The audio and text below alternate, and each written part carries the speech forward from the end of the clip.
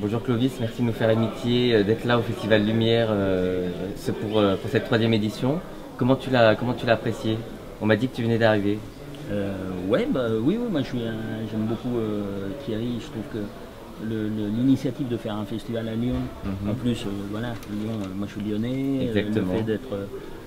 Voilà, il a fait les Lumières, c'est quand même pas rien, quoi. Donc je trouve ça super, de mettre des films partout, dans tous les cinémas, qu'il y ait autant de projections, tout ça, je trouve que c'est une super belle idée. Et puis c'est très populaire, je vois que les salles sont pleines, tout le monde m'a dit que les salles étaient pleines. Donc je suis ravi. Tout Lyon en profite, effectivement. Là, pour cette troisième édition, c'est vraiment à l'international, non? T'en as entendu parler, toi qui habites Paris ou, est-ce que tu en as plus entendu parler? Non, parce que je me suis pas tenu au courant, je suis en train de tourner, donc on est un peu enfermé dans des bulles, donc j'en ai pas entendu parler, mais l'année dernière et l'année d'avant, oui. Donc là, je rebondis sur ce que tu disais, tu es en train de tourner, est-ce que tu peux nous en dire un petit peu plus sur ton projet actuel? Tu sais que sur Lyon, tu as une grosse communauté qui attend chacun de tes projets. Non, il y a un des films qui sortiront avant celui que je suis en train de faire, mais c'est un film d'Éric Bénard avec qui j'avais fait 600 kg d'or pur. Et là, c'est pas du tout un film d'aventure, on n'est pas dans la jungle, c'est un film familial, plus près des films de Becker, avec Junio et Balasco et Pierre Richard. Et pour l'instant, ça se passe bien. Non, pas une comédie. Non, plutôt film Becker. D'accord. Et dernière question, là on vient de voir le sucre. Est-ce que tu aimes l'argent? Est-ce que j'aime l'argent ou le sucre? Exactement. L'argent, le sucre. Aimer l'argent, non, pas pour ce qu'il représente, en tout cas. De dire qu'on n'aime pas l'argent est étrange, parce que quand on vit plutôt bien et correctement et au-dessus de la moyenne, c'est un peu facile. Mais disons que j'ai besoin d'argent, mais je ne suis pas amoureux de l'argent. Ok, pas comme dans le film. Clovis, je te remercie. Très bon festival. Ouais, à vous aussi. À très bientôt. Ciao. En présence du formidable acteur Albert de Pontel. Donc merci de votre présence à Lyon. Comment ça se fait? On m'a demandé de venir présenter un film, voilà, et je trouve que cette initiative de festival populaire autour de grands classiques, souvent méconnus, est très positive, très chouette. On m'a demandé de choisir un film, j'ai pris Le Trou de Becker et je suis venu présenter. C'est 1960, d'accord. C'est votre première participation? Je n'étais jamais venu au Festival de Lyon, je sais que ça existait, mais j'étais jamais venu. D'accord, jamais. Bon, vous avez vu le principe, il n'y a pas de gagnant, il y a juste... Non, c'est vachement bien, c'était une grand-messe autour du cinéma, et comme je le disais à une de vos collègues, ça ne peut que cultiver la cinéphilie des gens de votre âge, donc plus jeunes, et donc développer un goût plus exigeant qui vous permet peut-être d'éviter toutes les dopes qu'on cherche à vous fourguer toutes les semaines. C'est vrai que bon, l'industrie est faite que bon...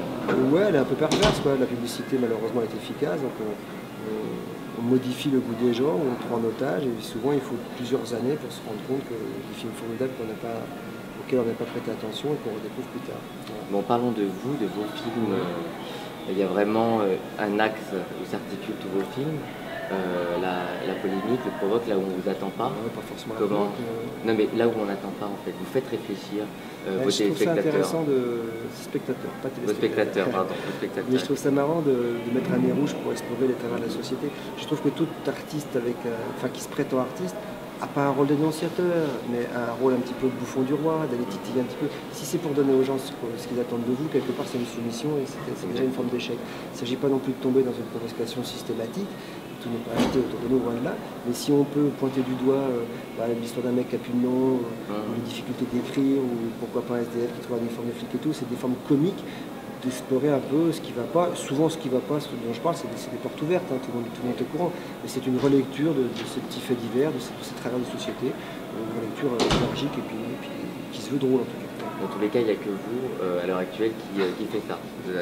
C'est vrai de le dire. Bientôt ça sera. Bientôt ça sera. Sur la génération. Peut-être, espérons. Au niveau de vos projets... là, je rentre en préparation d'un nouveau film. J'ai fait l'acteur avec Gustave Carvel et Delépine, avec Paul Vord cet été, on a beaucoup rigolé. Et là, dans quelques semaines, je rentre en préparation d'un nouveau film pour le printemps. D'accord. Et ça sera au niveau du thème?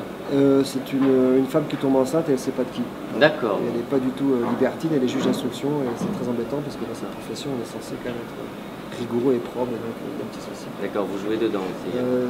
J'aimerais bien ne pas le faire, mais quand je joue, c'est une vraie plus-value, pas forcément artistique, mais sur le budget. Et artistique aussi. C'est gentil, il y a des acteurs. Non, c'est les chiffres qui le disent. Oui, mais quand je peux avoir un acteur que je ne paye pas, en l'occurrence moi, du coup je peux faire des films avec un petit budget. Parce que le budget vous prendra la grosse sortie et c'est quelque chose que j'aime pas du tout, ça me fout trop les jetons. D'accord. Et là, si vous auriez un nom d'acteur que vraiment vous voudriez, même si vous avez tous les budgets? Là, il me faut une actrice, hein, donc je fais D'accord. tout mon effort sur l'actrice, comme Catherine Fro dans le final. Depuis un film, je livre un petit peu ce que je fais à des gens connus, j'ai souvent l'occasion de croiser. Donc là, je vais aller voir une actrice connue, j'attends de savoir si ça l'intéresse ou pas. Et puis après, en termes de budget, si elle dit oui, je pourrais la payer qu'elle, je pourrais pas le payer. D'accord. Enfin, je pourrais pas payer un acteur comme Jean ou comme Benoît, donc je m'y collerai. Voilà. Et donc là, vous rentrez en promo bientôt avec le nouveau film Le également. grand soir, ce ne sera pas avant mars-avril. Mars-avril. Ouais, j'espère qu'on passera par ça. Le film, moi j'ai passé un moment super.